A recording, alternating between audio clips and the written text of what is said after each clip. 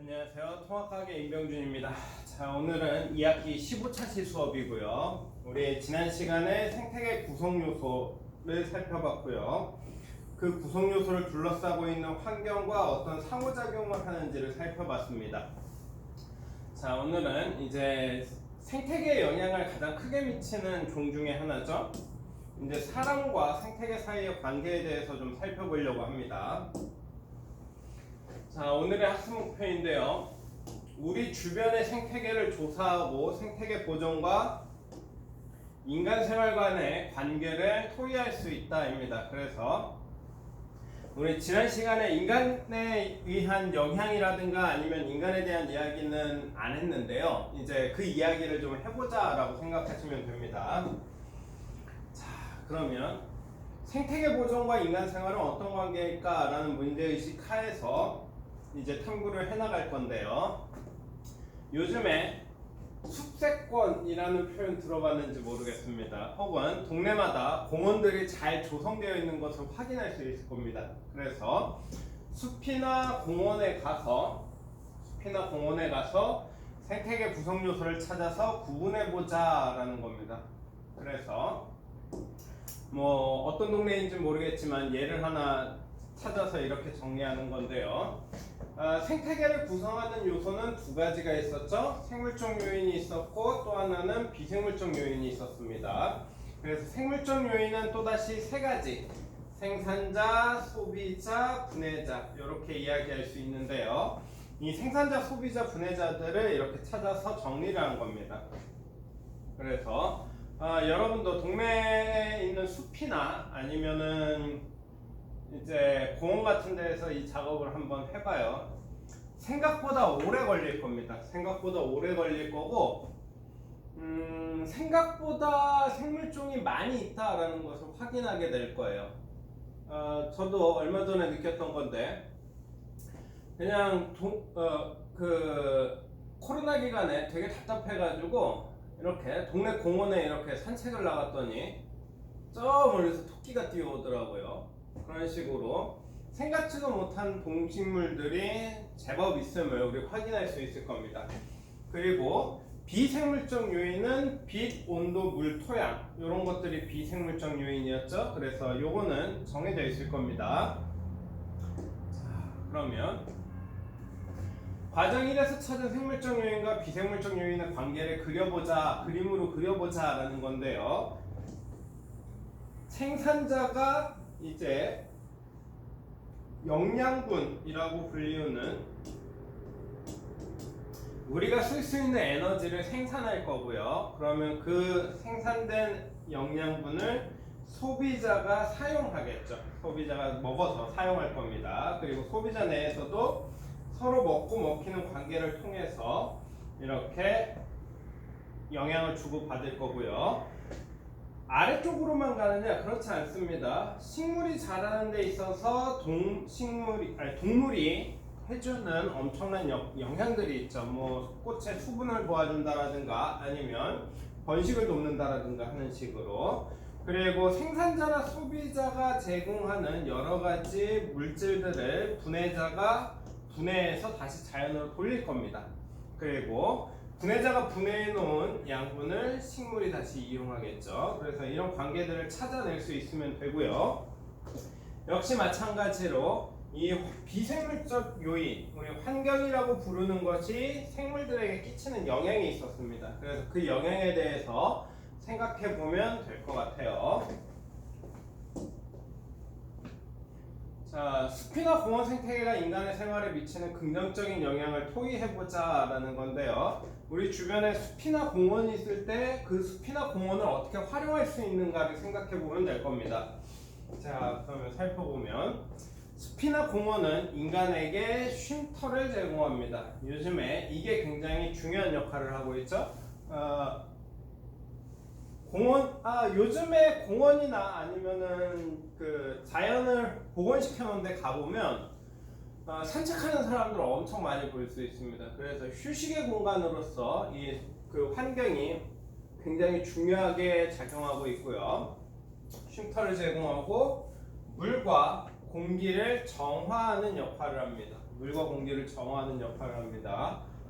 인간이 만들어낸 오폐수들을 정화하는 능력이 자연에게는 존재합니다. 그래서 이런 정화를 통해서 인간이 쾌적하게 살 수 있도록 해주는 역할도 할 거고요. 또 하나, 가구를 만들거나 집을 지을 때 필요한 목재를 제공한다라고 되어 있는데, 우리 주변에 있는 숲에서는 목재를 얻지 않습니다. 우리 주변에 있는 숲에서는 목재를 얻지 않고 대체적으로 해외에서 수입하거나 아니면은 목재를 얻기 위해서 기르는 나무들, 그 녀석들을 이용해서 우리 목재를 얻고 있다라고 생각하면 돼요.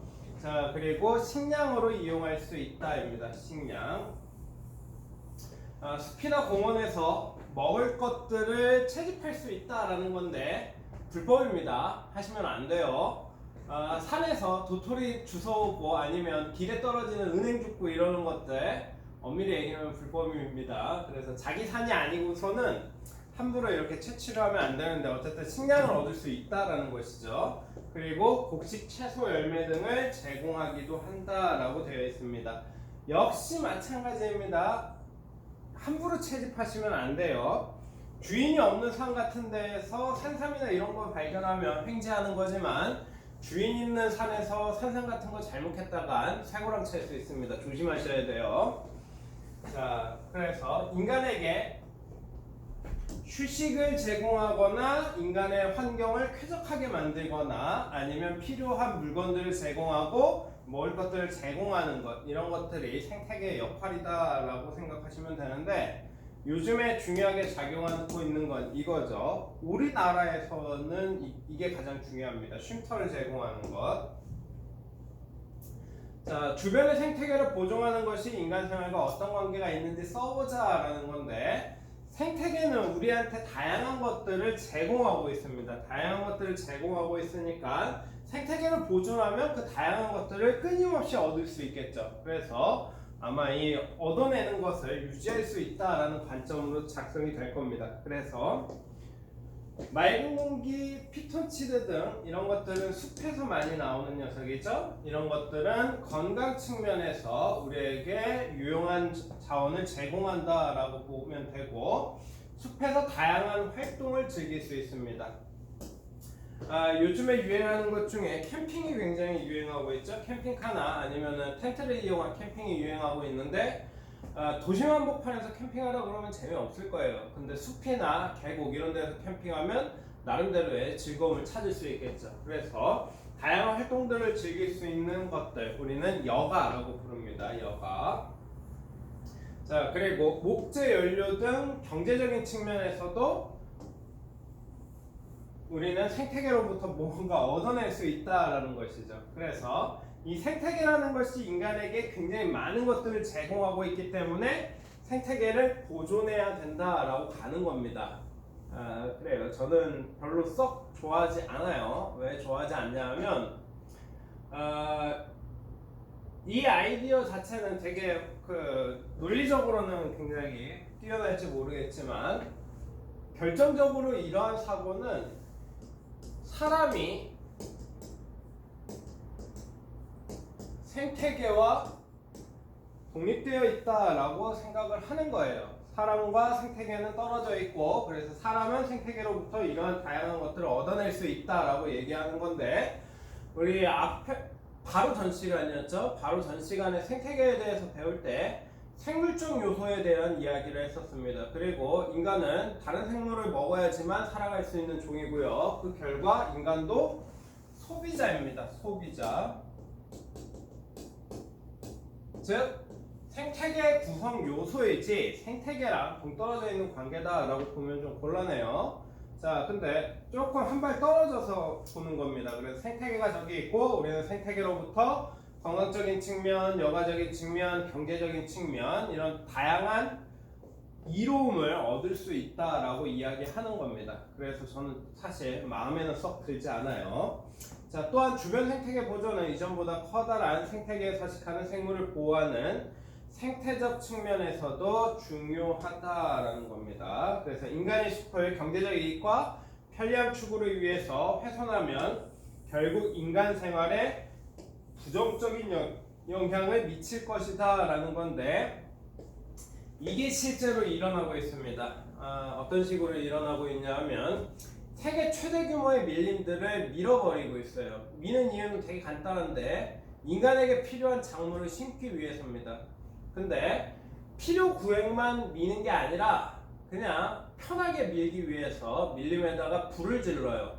불을 지르면 이제 숲이 타겠죠? 그러면 타고 남은 재가 자연스럽게 비료의 역할을 해줄 겁니다. 그래서 인간이 얻을 수 있는 식량을 극대화할 수 있는데 예전에는 되게 제한적인 구역에서 이게 시행됐지만 요즘에는 이 불지르는 행위가 광범위하게 일어나다 보니 현재 어마어마한 밀림이 사라지고 있습니다. 어마어마한 밀림이 사라지고 있어요. 그래서 밀림이 사라지면 당연히 밀림에서 일어나던 광합성량이 줄어들고 대기의 문제가 발생할 겁니다. 조만간에. 그래서 우리는 이제 자연을 훼손하는 일 자체를 좀 멈출 필요가 있어요. 자, 그러면 스스로 해결하기인데요. 숲속의 나뭇잎은 빛을 효율적으로 이용하기 위하여 엇갈려 배열된다라고 되어 있습니다. 이 원리를 이용하여 집에서 젖은 빨래를 효율적으로 말리기 위한 방법을 생각해보자라고 되어 있는데 이제 빨래를 어떻게 넣을 것인가라는 문제겠죠. 그래서 이 햇빛을 어떻게 하면 효율적으로 이용할까라는 방식으로 접근하면 될 겁니다. 근데 요즘에는 건조기라고 하는 어마어마하게 훌륭한 물건이 있다고 합니다. 저는 써보진 않았지만 예전에는 태양빛을 이용한 살균 효과나 이런 것 때문에 젖은 빨래를 효율적으로 말리기 위해서 잘 넣는 것, 햇빛을 잘 받을 수 있도록 넣는 게 중요했지만 요즘에는 건조기에 놓고 돌리면 한 큐에 해결된다고 하네요. 그래서 기술의 발전이 이런 자연으로부터의 그 독립을 인간에게 가져다 줄 겁니다. 계속해서. 자, 스스로 해결하기 두 번째인데요. 학교 숲 등 주변의 생태계에서 텃밭을 가꿀 수 있는 장소를 찾고 텃밭에서 기르기 적합한 식물의 종을 조사하여 텃밭의 설계도를 그려보자 라고 하는데요. 텃밭을 가꿀 수 있는 장소라고 하면 이 장소에 따라서 환경이 결정될 겁니다. 예를 들면 빛이 들어오는 양이라든가 아니면 온도라든가 토양의 상태 이런 것들이 결정될 거니까 이 환경에 적합한 식물종이 결정이 되겠죠. 그래서 이 장소에 따른 환경이 어떻게 되고 그 환경에 맞춰가지고 어떤 식물을 기를 수 있는지 이것을 한번 조사해 봐라 라고 생각하시면 될 것 같아요. 그래서 집 주변에 있는 장소를 하나 정해서 이 과정을 한번 직접 해보시기 바랍니다. 자, 오늘은 되게 간단하게 끝났죠? 자, 오늘 한 내용은 지난 시간에 했던 생태계와 환경 사이의 관계에 대해서 이야기를 하면서 인간이 생태계로부터 어떤 영향을 받고 있는지에 대한 이야기를 했어요. 사실 해야 될 이야기가 많죠. 왜냐하면 우리 지난번에 이야기했듯이 일방적인 관계는 없었습니다. 생물적 요인이 비생물적 요인에게 영향을 미치듯 비생물적 요인도 생물적 요인에게 영향을 미쳤었죠. 그래서 인간이 생태계로부터 받은 게 있다면 인간이 생태계에게 어떤 것을 해줬는지 이거를 좀 이야기해야 되는데 그 이야기를 하면 많이 서글퍼지죠. 인간이 생태계에 해주는 게 굉장히 안 좋은 영향이 많았기 때문에.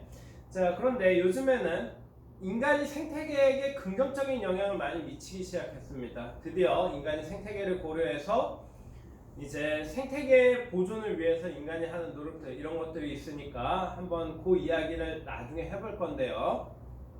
자, 그러면 다음 시간에는 생태계가 어떻게 균형을 유지하는지에 대한 이야기를 다뤄보도록 하겠습니다. 자, 그러면 이번 차시 수업은 여기에서 마치도록 하겠습니다.